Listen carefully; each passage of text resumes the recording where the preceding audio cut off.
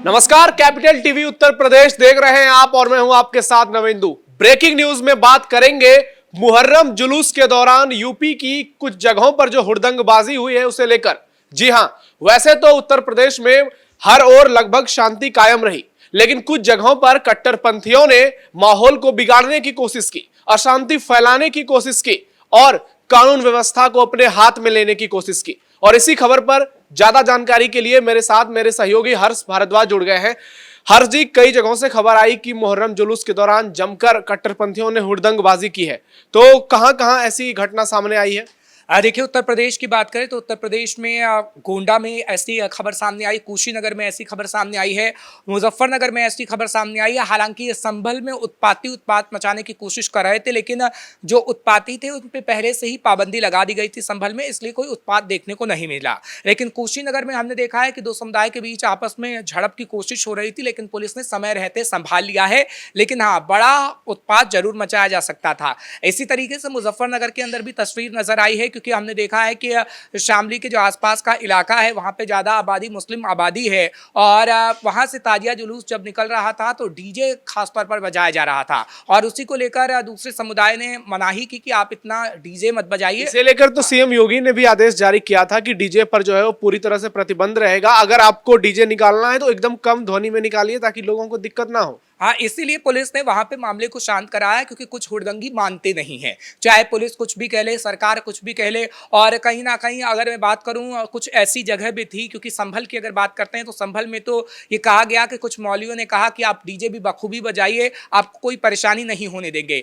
लेकिन जब पुलिस की तरफ से डंडा चला तो कहीं ना कहीं उन्हें याद आई कि डीजे तो बजाना ही नहीं था। इसी तरीके से मुजफ्फरनगर के अंदर भी हुआ, क्योंकि मुजफ्फरनगर के अंदर भी हम देख रहे थे कि डीजे को लेकर ही पूरा बवाल कट रहा था। लेकिन खास तौर पर हिंदू समुदाय जब सड़क पर निकला तो पुलिस भी वहां पर उतरी और पुलिस ने मोर्चा संभाल लिया। आप ये जरूर कह सकते हैं कि उत्तर प्रदेश में अलग अलग इलाकों में शांतिपूर्ण माहौल रहा है, लेकिन गोंडा और कुशीनगर में आपसी झड़पें देखने को मिली है। क्योंकि एक तस्वीर हम अपने दर्शकों को यहाँ पे भी दिखा रहे हैं कि कैसे समुदाय के जो दो लोग हैं वो आपस में आ गए हैं। ताजिया जुलूस की तस्वीरें हैं और इसकी जो अगली तस्वीर आएगी, ये वाली तस्वीर, ये इसका कारण क्या रहा था? क्या इसमें जो लोग जुलूस में शामिल थे उन्होंने पहले बदमाशी शुरू की या फिर दूसरे पक्ष ने उन पर पत्थरबाजी या कुछ किया? देखिए, पत्थरबाजी तो गनीमत रही कि नहीं हुई, लेकिन सारा विवाद रास्ते को लेकर बताया जाता है। जो खबर आ रही है कि रास्ते को लेकर था। ये कहा गया था कि जिस रास्ते से उन्हें ताजिया निकालना था उस रास्ते को उन्होंने नहीं चुना और जहां पर हिंदू समुदाय के लोग रहते थे उस रास्ते को वहां चुना गया था और वहां से ताजिया निकाला जा रहा है। हर जी, सवाल यहाँ दूसरा है। यहाँ जुलूस तो ये लोग निकाल रहे हैं, लेकिन जिस एरिया को रिस्ट्रिक्ट किया गया है, जिधर प्रतिबंध लगाया गया है, उस एरिया से ये जुलूस निकालकर क्या साबित करना चाहते हैं? क्या ये योगी सरकार को चुनौती दे रहे हैं? क्या ये कांवड़ यात्रा से पहले हिंदुओं को संदेश दे रहे हैं कि देखो, तुम्हारा बहुत बड़ा कांवड़ यात्रा शुरू होने वाला है, उससे पहले हम अपनी शक्ति प्रदर्शन को दिखाना चाहते हैं? तो इनकी मंशा क्या है और इन्हें बल कहां से मिल रहा है इतना?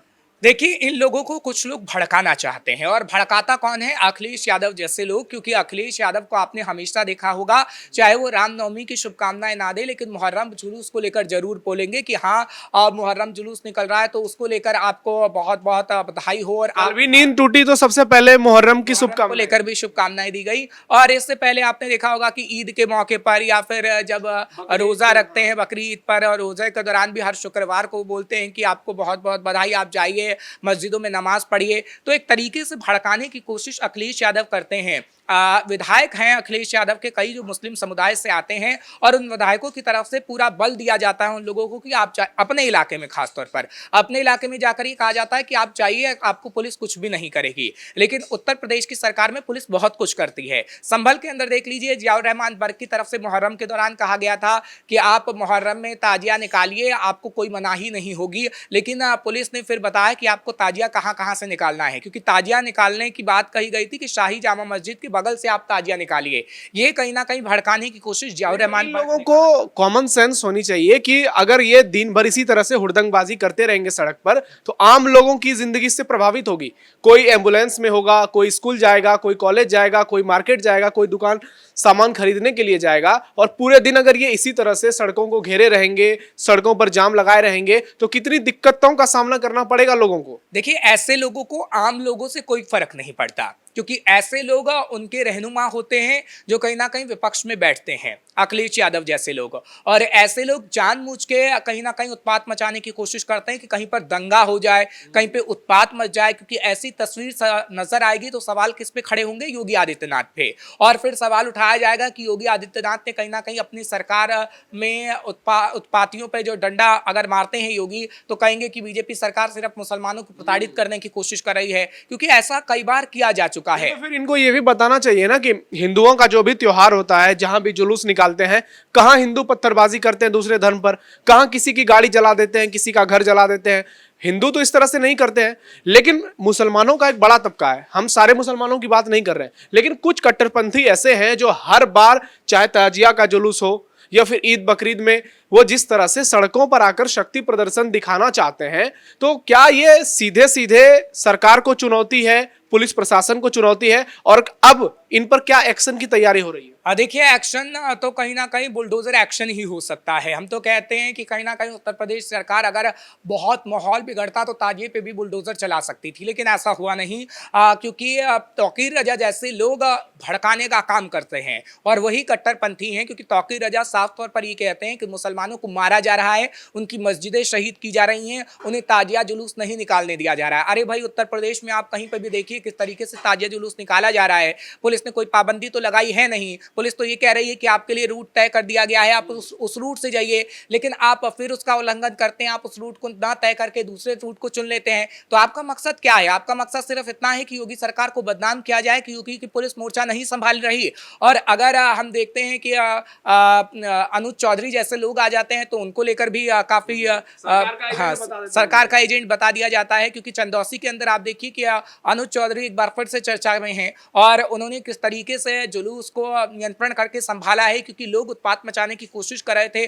और संभल के अंदर तो पहले जब पाबंदी लगा दी गई थी उन लोगों पे जो उत्पात मचा सकते थे, उसके बाद भी कम से कम 11 से 12 लोगों को पाबंद किया गया है और नजरबंद करने की भी खबर सामने आई है। क्योंकि कुछ मौलाना ऐसे थे जिन मौलानाओं को भड़काने का काम किया गया था और उन मौलानाओं का संपर्क जियाउर रहमान बर्क से था। क्योंकि जब पत्थरबाजी हुई थी जामा मस्जिद के सर्वे के दौरान, तब उस मौलानाओं की तस्वीर जियाउर रहमान बर्क के साथ नजर आई थी, जो पुलिस ने जारी भी की थी अलग अलग। नवंबर 2024 की बात कर रहे हैं। हाँ, उसके बाद जब हमने देखा था पुलिस की तरफ से कार्रवाई की गई तो पोस्टर जारी किए गए थे। अभी हाल ही में आपने देखा सपा सांसद जियाउर रहमान बर्क के खिलाफ 11 सुपन्नों की जो चार्जशीट दाखिल की गई है, उसमें एसआईटी ने मुख्य आरोपी बनाया है कि उन्होंने दंगा भड़काने की कोशिश की है। और सपा सांसद जियाउर रहमान बर्क एक बार फिर मुहर्रम के दौरान उसके सबूत भी मिले हैं, व्हाट्सएप चैट्स मिले हैं और उनके खिलाफ गवाह दिया गया है।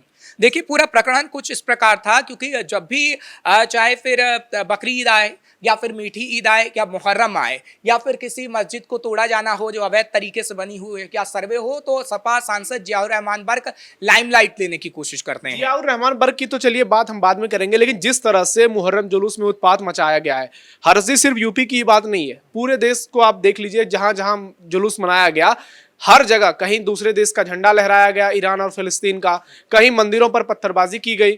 छत्तीसगढ़ में मंदिर के ऊपर कुछ मुस्लिम युवक चढ़ गए और वहां पे उत्पात मचाया। बिहार से कई जगह की घटना आई, लेकिन यूपी में फिर भी ठीक ठाक रहा, लगभग शांतिपूर्ण माहौल रहा। तो इसके पीछे का कारण क्या सीएम योगी की पुलिस प्रशासन है?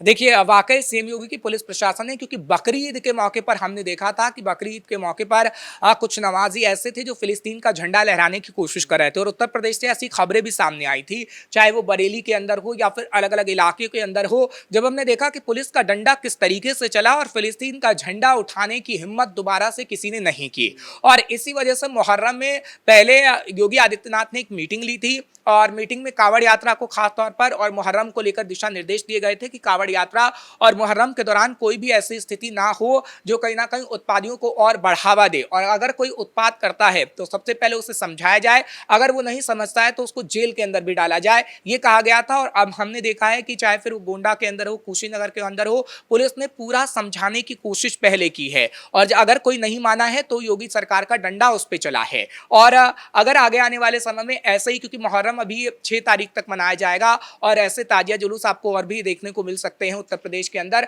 तो और कांवड़ यात्रा की भी शुरुआत हो रही है, क्योंकि कांवड़ यात्रा जब निकलेगी 11 तारीख से सावन का महीना शुरू हो रहा है, 9 अगस्त तक सावन का महीना चलेगा। तो ये कहा जाता है कि कांवड़ यात्रियों और जो मुहर्रम के जुलूस निकलते हैं तो उनमें कहीं ना कोई भिड़ंत ना हो जाए, क्योंकि ऐसी तस्वीर देखने को मिलती है, दो समुदाय आपस में भिड़ जाता है। ऐसी तस्वीर ना नजर आए उसके लिए पुलिस को सख्त निर्देश दिए गए हैं। चलिए, आप हमारे साथ जुड़े हर चीज खबर पर बहुत बहुत धन्यवाद। तो यूपी में कुल मिलाकर ताजिया जुलूस जो निकाली गई जगह जगह लगभग माहौल शांतिपूर्ण रहा, लेकिन कुछ जगह पर कट्टरपंथियों ने माहौल बिगाड़ने की कोशिश की है और अब पुलिस जांच कर रही है। जिन कट्टरपंथियों का नाम सामने आएगा उन पर कड़ी एक्शन ली जाएगी, कड़ी कार्रवाई पुलिस करेगी और योगी मॉडल के तहत उन कट्टरपंथियों का इलाज होगा। तो इस खबर पर आपकी क्या राय है, कमेंट बॉक्स में अपना फीडबैक जरूर दीजिएगा और ऐसी और भी खबरों के लिए आप जुड़े रहिए कैपिटल टीवी उत्तर प्रदेश के साथ। फिलहाल ब्रेकिंग न्यूज में इतना ही। कैमरा पर्सन कुणाल के साथ मैं नवेंदु।